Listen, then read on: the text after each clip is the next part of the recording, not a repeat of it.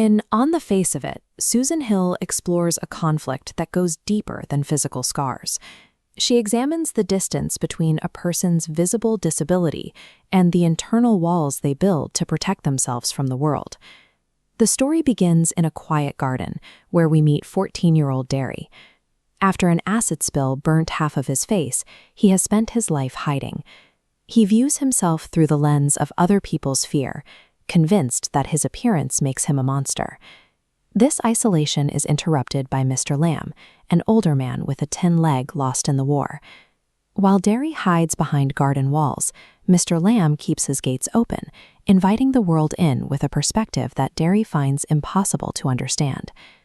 These two characters occupy opposite ends of the psychological spectrum.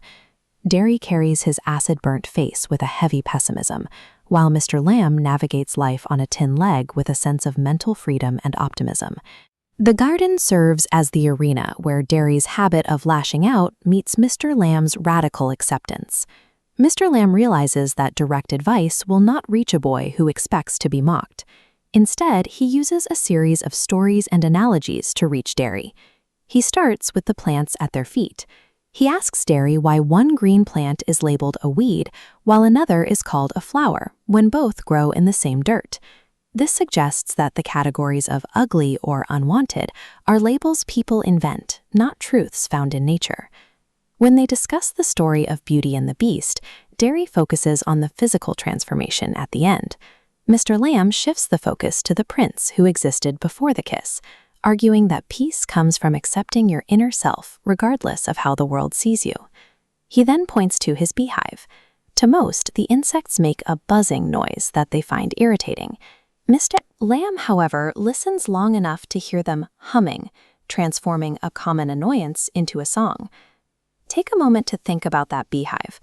What is Mr. Lamb teaching Derry about how we experience the world?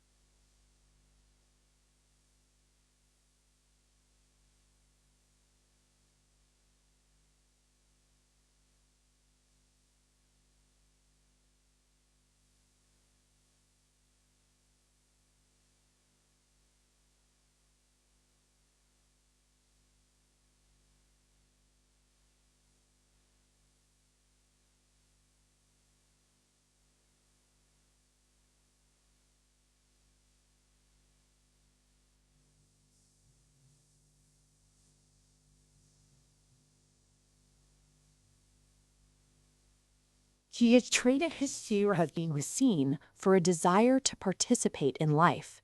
He arrives just as Mr. Lamb falls from his ladder. The silence that follows the crash marks the end of their conversation and the death of Derry's mentor.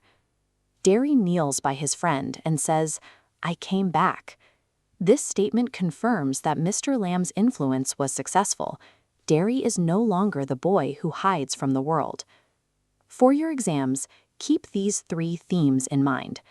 First, contrast the physical impairment of a tin leg with the internal isolation Derry uses to keep people at a distance. Second, remember the subjectivity of perception. Use the examples of the weeds and the bees to explain how our mindset determines whether we see a garden or a wasteland.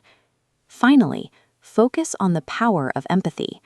Mr. Lamb's willingness to listen without pity is the tool that eventually draws Derry out of his shell. Susan Hill uses this unlikely friendship to show how one person's perspective can help another find the courage to live. You can find the full notes for these themes in the description below.